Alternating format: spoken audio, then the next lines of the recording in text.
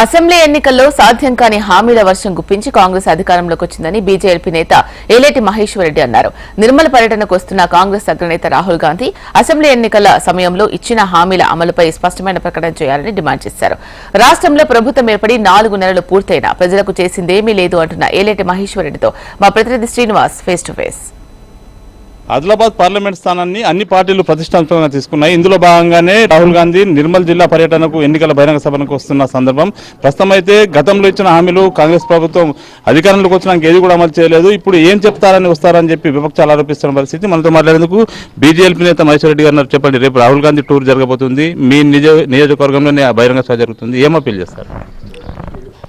చూడండి, మొన్న 420 హామీలతోటి ప్రజల్ని మభ్యపెట్టి మోసం చేసినటువంటి కాంగ్రెస్ పార్టీ ఈరోజు మళ్ళీ పార్లమెంట్ ఎన్నికల సందర్భంగా ఈ దేశంలో ఎక్కడ లేని విధంగా ఓన్లీ తెలంగాణ రాష్ట్రంలోనే కొత్త హామీల పుట్ట ఒకటి ఇప్పి ప్రజలకు ఏం సమాధానం చెప్తారని చెప్పి నేను ప్రశ్నిస్తాను. మరి కేవలం తెలంగాణ రాష్ట్రంలోనే ఈ హామీల పర్వం వెనుక కారణం ఏందో మరి భారతదేశం మొత్తం ఎక్కడా లేని విధంగా ఇక్కడే స్పెసిఫిక్గా మరి ఈ మేనిఫెస్టోని ఎందుకు రిలీజ్ చేశారో దీనికి సమాధానం చెప్పాల్సిన అవసరం ఉన్నది. రెండవది, మీరు 420 హామీలు ఇచ్చినటువంటి కాంగ్రెస్ పార్టీ కేవలం ఈరోజు దేవుళ్ళ మీద ఒట్లు పెట్టడం, ఎక్కడ పోతే అక్కడ ఒకసారి లక్ష్మీనరసింహస్వామి మీద, ఒకసారి సేవలాల మీద, ఏ ఊరికి పోతే ఆ ఊరిలో ఒట్లు పెట్టుకుంటూ ఈరోజు మళ్ళీ ఒక మోసానికి తెరదీసినటువంటి కాంగ్రెస్ పార్టీ ఏదో ఒక రకంగా ఓట్లు దండుకోవడమే ఒక ధ్యేయంగా పెట్టుకున్నారు. దానికి కారణం కూడా ముఖ్యమంత్రి గారికి ఎక్కడ సీట్లు తగ్గుతాయో, ఎక్కడైనా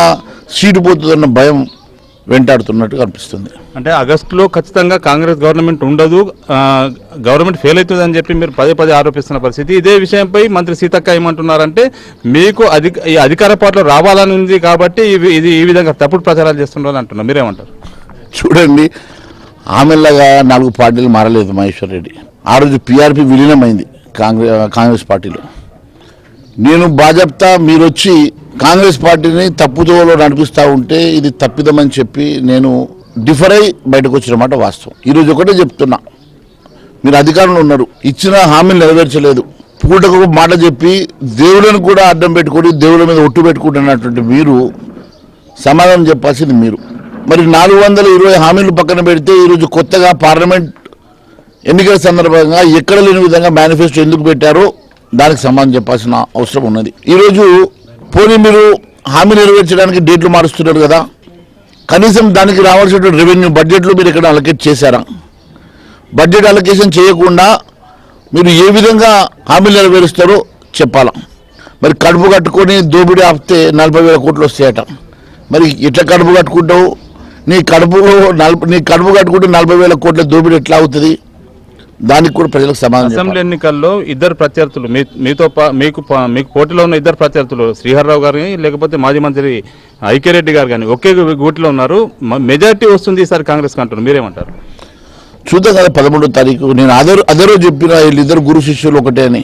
ఎన్ని రకాల తప్పుడు ప్రచారం చేసినా కూడా నేను ఆ రోజు చెప్పిన ఈరోజు చెప్తా ఉన్నాను, వాళ్ళిద్దరు ఏదో ఒక రోజు ఒకే గూటికి పోతారు. వాళ్ళిద్దరు తోడు దొంగలు, ఇద్దరు కలిసికట్టుగా నాటకం వేస్తూ ఉన్నారు.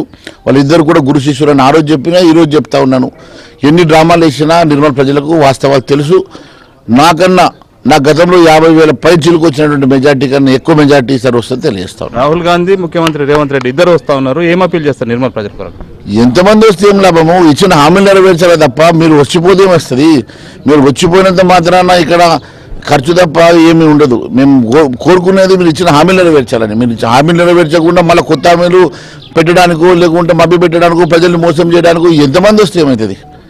నా ఒక్కడి మీద ఎంతమంది దాడి చేసినా తట్టుకునే శక్తి మహేశ్వర్ రెడ్డికి భగవంతుడికి. ఎన్ని సీట్లు వస్తాయి? 10 నుంచి 12 సీట్లు వస్తాయి. ఆ రోజు చెప్పినా ఈ రోజు కూడా చెప్తా ఉన్నా. మొత్తంగా ఖచ్చితంగా బీజేపీకి 10 నుండి 12 స్థానాలు తెలంగాణ రాష్ట్రం రాబోతున్నాయి. రాహుల్ గాంధీ, ముఖ్యమంత్రి రేవంత్ రెడ్డి ఏదైనా పర్లేదు, ప్రజలకు ఇచ్చిన హామీలను నెరవేర్చాలని మహేశ్వర్ రెడ్డి డిమాండ్ చేస్తున్న పరిస్థితి. Camera Srinivas, HM TV, Nirmal.